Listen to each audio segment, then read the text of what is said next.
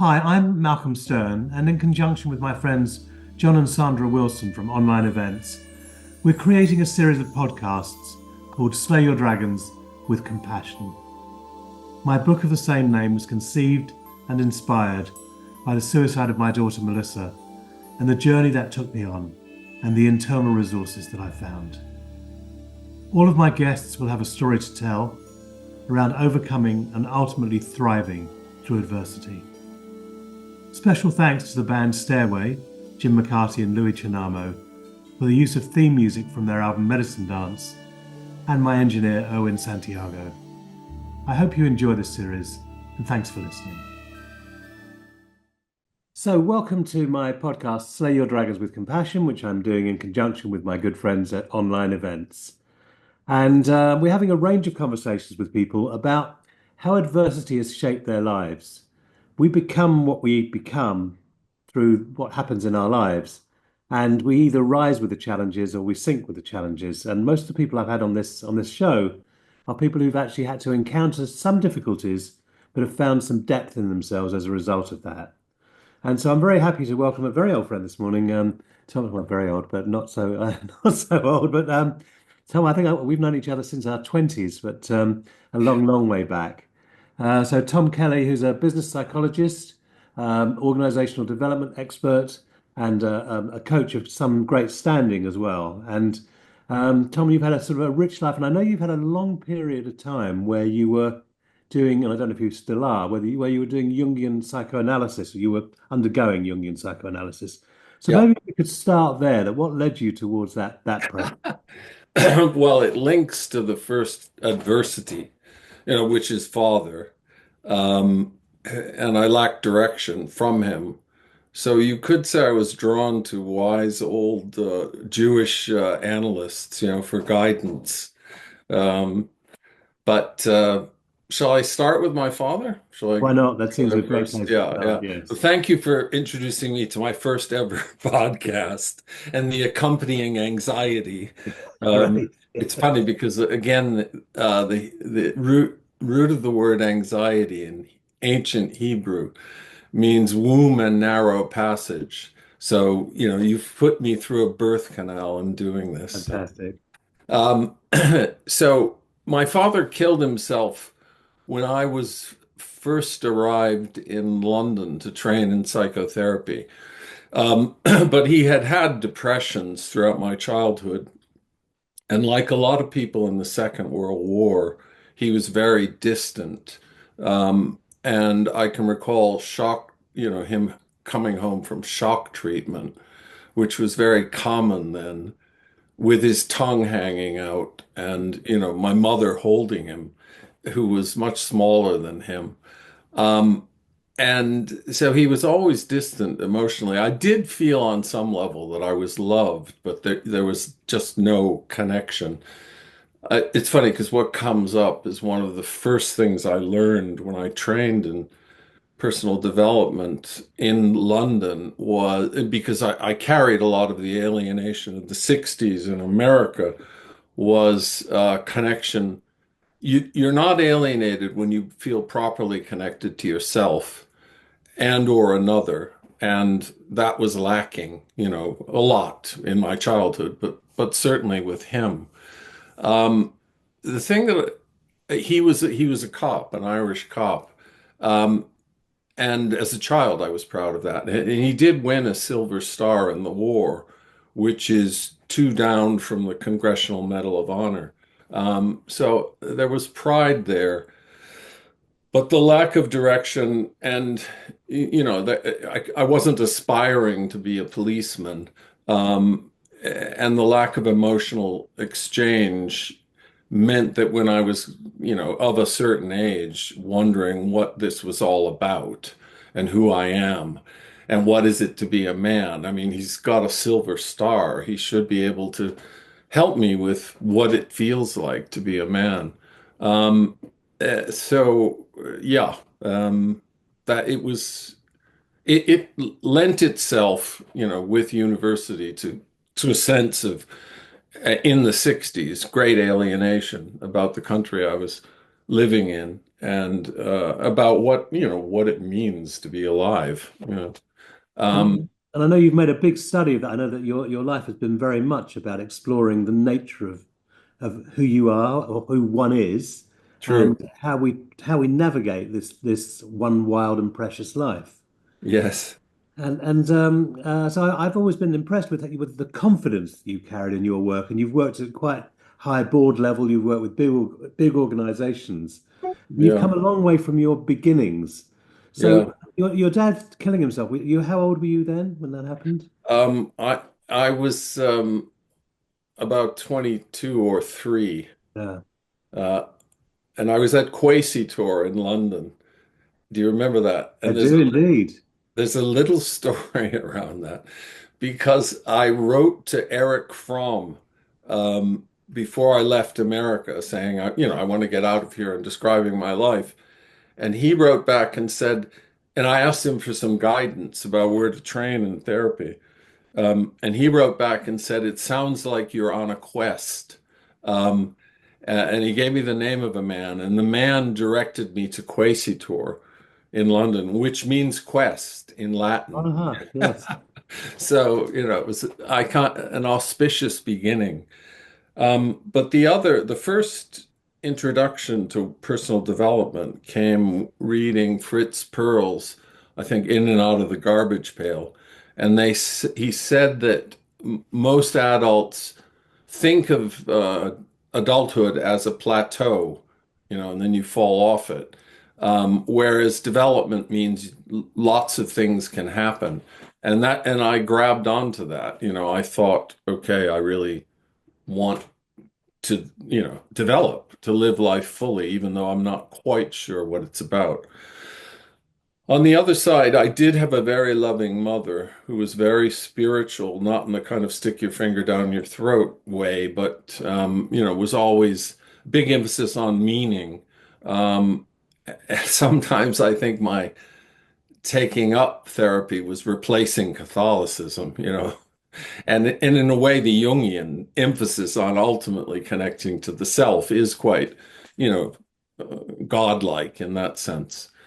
Um, yeah, I can say more about therapy and father if you want me to Yeah, continue. I mean, what I'm struck with is the sort of like the enormous distance between your mother and your father, the influence of a loving spiritual woman and a tough but also quite damaged man Yeah, as well. So you've got this juxtaposition that you had to navigate your way through. yes. Fortunately, they were solid, so I didn't have to go through a divorce. But there's no question, mother stuff around wanting to impress her more than my father and my brother, because she was a pretty loving, present person. Um, so in psychodrama, I remember again in the early days in London, um, working with having someone role play the good father and putting their hands on my shoulders and saying, all you have to do is be yourself and everything else will follow. And that was just so wonderful. You know what I mean? Well, it's interesting because Bessel van der Kolk, who wrote Your Body Keeps the Score, Yeah. it's psychodrama, an altered state of consciousness. And it's Wow. my main tool. It's what I use most in my work. Wow. And I do see that what happens is that enormous wisdom and the capacity to inhabit the self of another happens in psychodrama. So the person who put his hands on your shoulder would probably have been channeling some depth of wisdom that actually you needed to hear and Yeah. necessarily have had that in everyday life, but he had that in Yeah. that moment. Yeah. Yeah. And it's interesting listening to you because, you remind me of a number of people, many of whom were Jewish, who were guides, and that was one of the brilliant things about going in the therapeutic direction. It was giving you a direction in life, which I had lacked. And, I see many people and some executives who really need that kind of guidance. So I also, given all of that, I cry very easily, particularly when men come close, like in film, it's as if this fractured, distant dimension is suddenly unified. Um, and that sense of reconciliation. And I've been in a lot of men's groups and find them immensely satisfying. Um, and I've had a few very good friends, 45, 35 years, So, I've kind of I've worked on my father, and in some way it's a blessing. There's also a creative dimension to it. It's a blessing because he didn't give me direction, and I had to find my own, and I did it, with great people, very richly.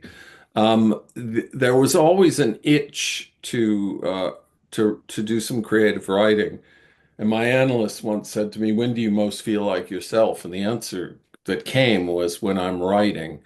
And I was doing a very good writing course with Lindsay Clark, who won the Whitbread Award, which was the Booker in the year, before it became the Booker, called The Chemical Wedding, chemical as in alchemical.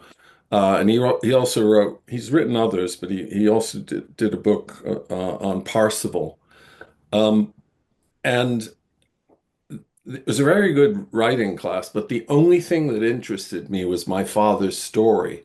And I wrote 6 or 7 chapters, trying to reimagine his life. I only knew small details, like his father had died of TB and he was at the deathbed. His closest brother died in his teens. A sister died in his teens. The Silver Star. So he saw a lot of death in the World War. And so I've constructed a novel, and I'm finishing the second draft. With it, I have a very good editor, and I've gotten good feedback about it. So there's a possibility that it will, be published. But it's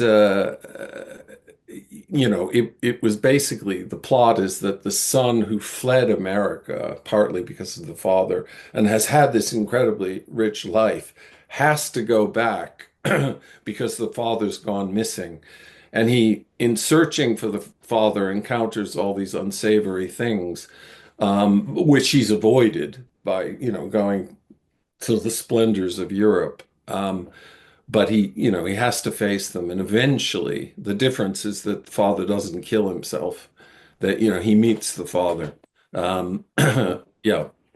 So I think what I'm saying is that it's still, it's still around, but it's become, a kind of rich thing to tap into, so.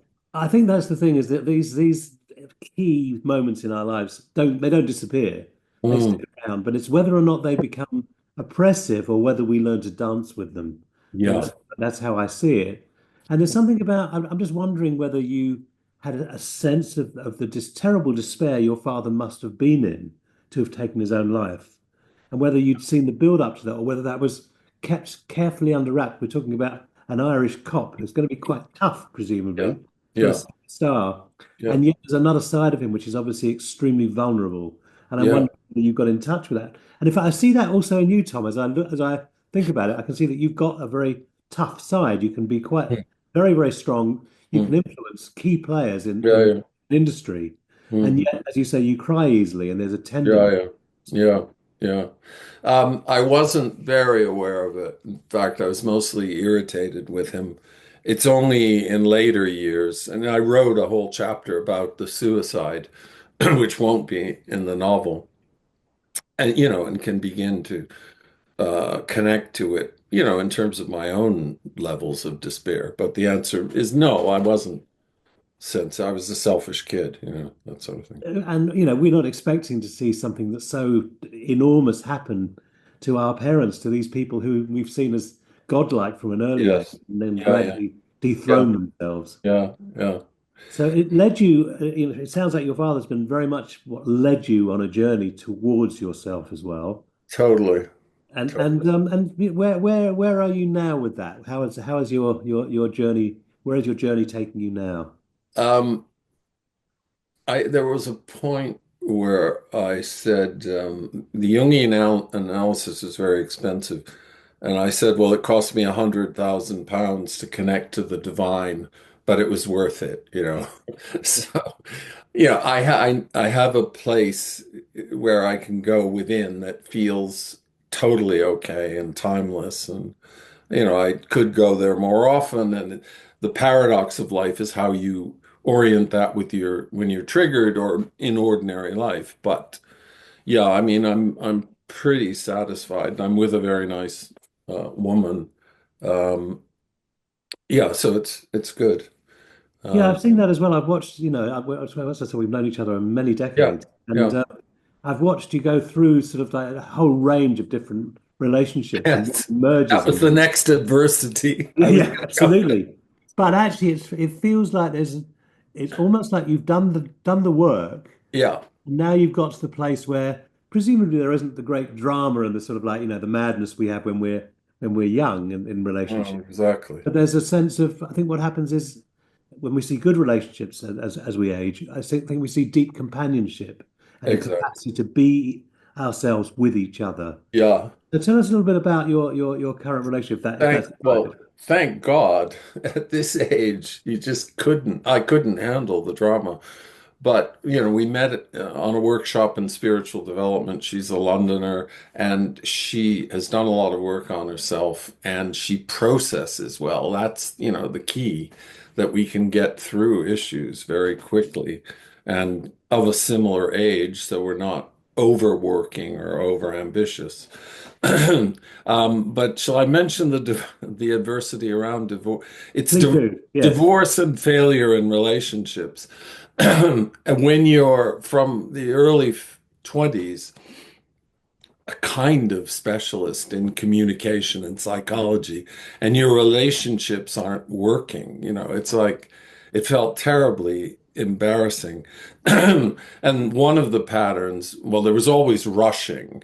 And then there's the romantic pursuit, which I think with the Jungians, you are projecting your soul onto the other, your own unclaimed soul. And if you claimed it, it would be much more normal and less dramatic. Then the other one is, well, I'm a therapist, so I can handle her complexity. Right. I I, know that one. Yes. I can make it work, which never worked. So then the effect is, of course, depression. And for me, the shadow is triggered. And that for me would take, the Irish potato famine, the sort of Irish imagery, the stupid, drunken, unmotivated, unsuccessful Irishman. But fortunately, in working, in analysis, etc., as you accept that, a transformation occurs. I remember once saying it all feels like treacle and sitting with it and it feeling a shift. Um, a sense of being. And I really respect Jung's uh, point, which is the shadow is closer to the self, as in, the deeper, source of life, whatever you want to call it, than any aspect of the ego. So, and my partner encourages me now, but even then, when I was alone, it's staying in that low place. There is a couple of funny things related to it, which is that I went in. One of the reasons I went into analysis was apart from personal growth and spiritual search, was to keep my marriage, which failed. Um, to make it work. And at one point, a few years into the analysis, my analyst admitted that his wife left him. And and it was like, I'm paying all this money and your marriage is breaking up. But it was important to accept him and accept that moment, in its murkiness, That was and quite courageous of him to share that with you because I know most analysts don't do that. exactly. Yeah. And he didn't share lots, but he did at that. And the other funny one regarding, I mean, it's sad, but it's funny, is that I was wondering if a relationship was dying, and a woman who from Skiros and I went to a couples therapist, and she was very very able 50-year-old therapist. And again, the question is our relationship dead? And we went and knocked on the door one week, and she had dropped dead. The therapist had dropped dead. Wow. And so there was a simple message. It had died as a relationship. So, and then in terms of imagery, the Jungian thing is fascinating.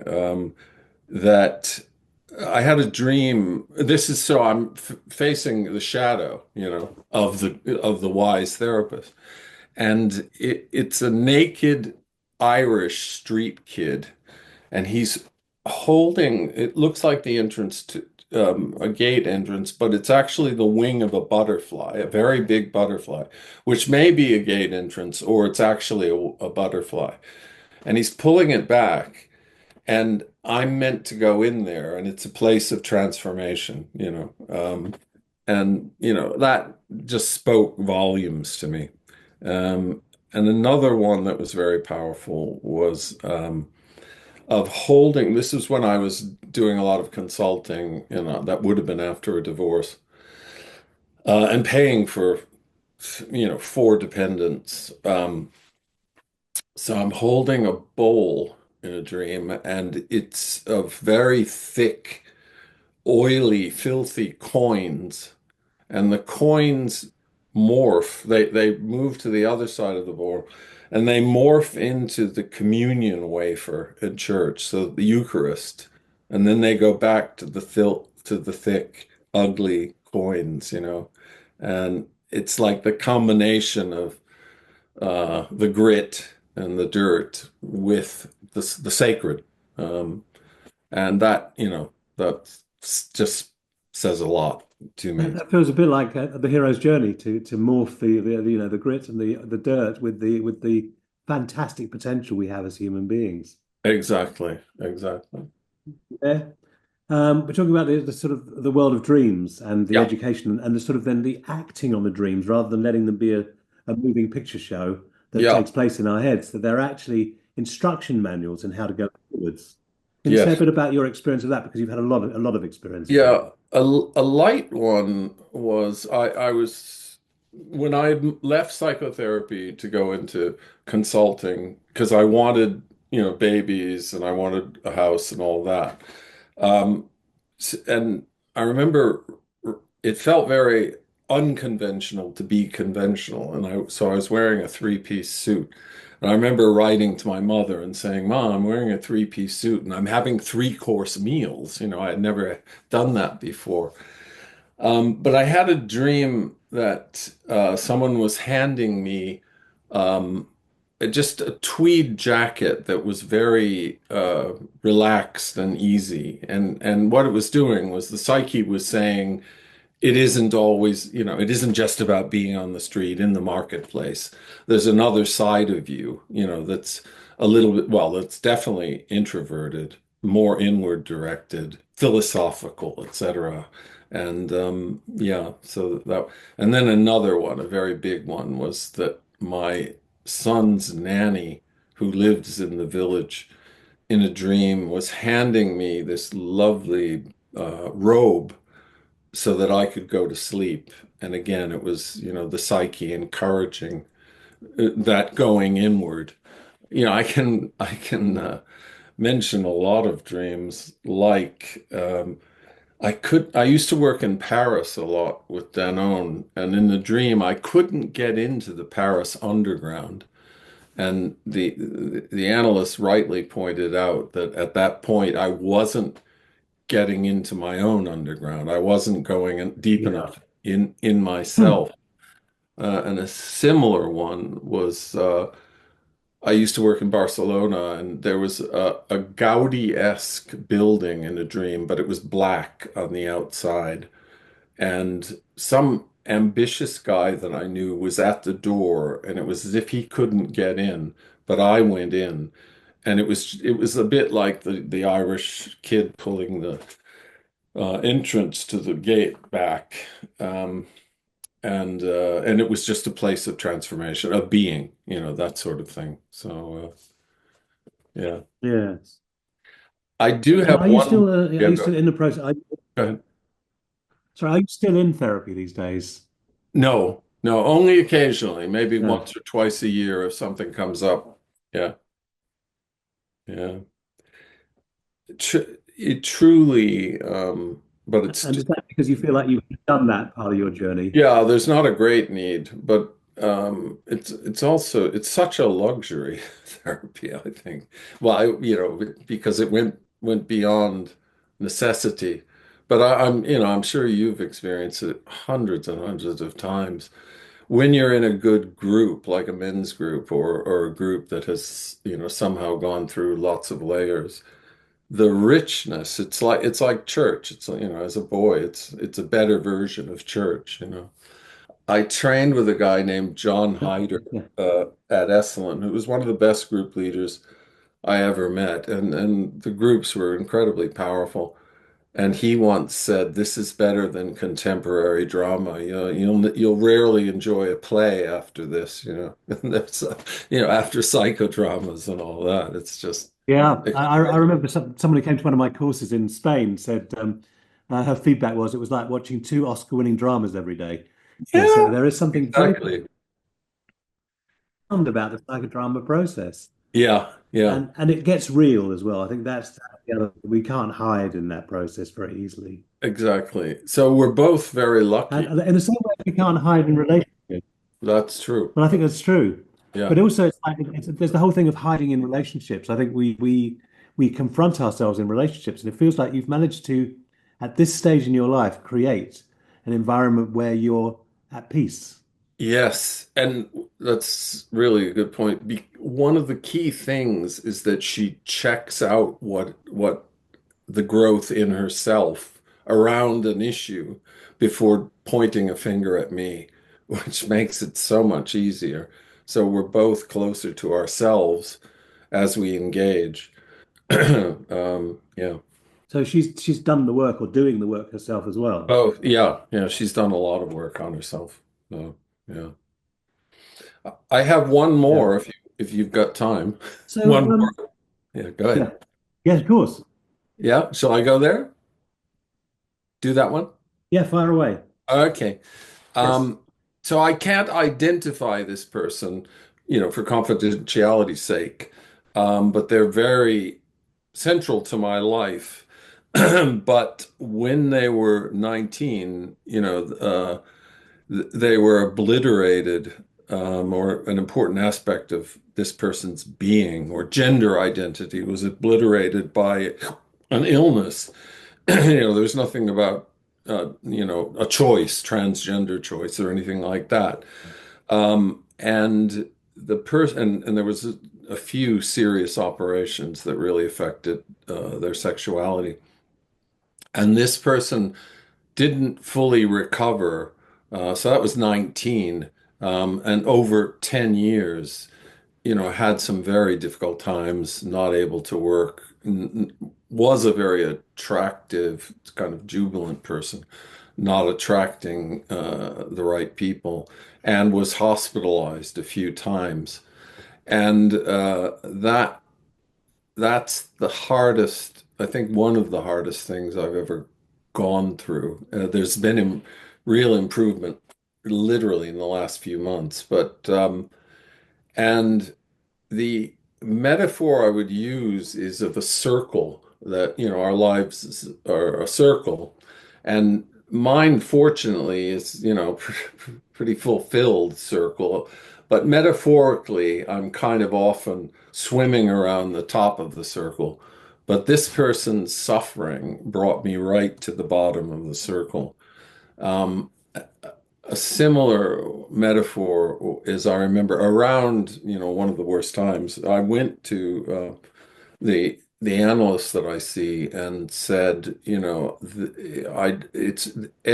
is all the whole life thing is just utter, farce. Even all this personal growth stuff, it's trying to make something that's essentially crap bearable. And like any good analyst, he said, "What's it feel like? Stay with the feeling." And within literally 40 seconds, it turned into the bliss of being, the utter gift of being.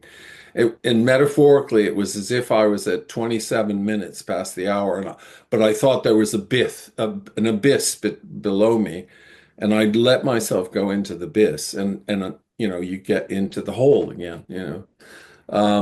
So that is, yeah, that in a way that's the biggest adversity because it's someone outside yourself. And it's interesting because you asked me about my father, and I didn't have compassion for him much.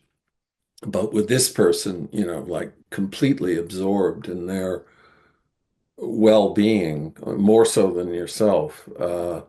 But in working on it, and thank God, there's improvements. So yeah, it's an interesting journey It, we're all it's on. it is, and it's very tough to watch someone who you're very close to suffering. And it's Yeah, like if you have true empathy, and if you're a decent therapist, you can have true empathy. yeah, You're going to feel their suffering in you as well. absolutely. And that's what your book was Yeah. essentially about.